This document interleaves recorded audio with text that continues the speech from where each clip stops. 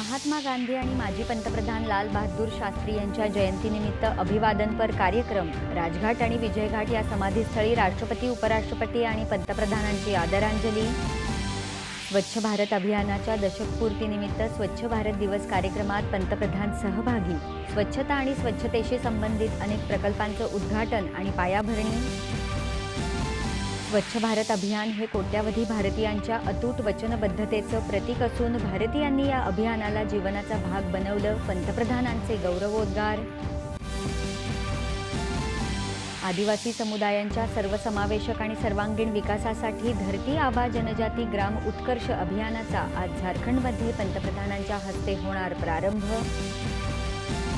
परराष्ट्र व्यवहार मंत्री एस जयशंकर आणि अमेरिकेचे परराष्ट्र मंत्री अँटनी ब्लिंकन यांची भेट। पश्चिम आशियासह हिंद प्रशांत क्षेत्र आणि युक्रेनच्या मुद्द्यावर केली चर्चा।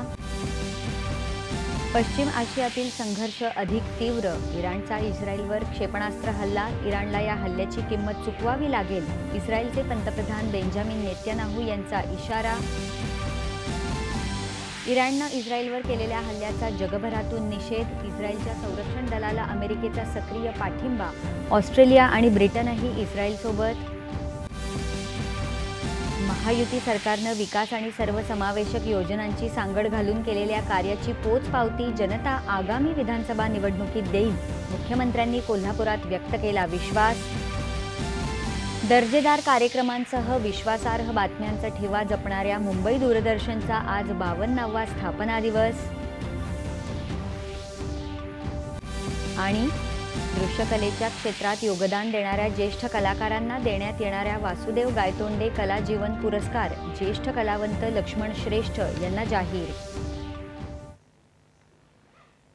नमस्कार।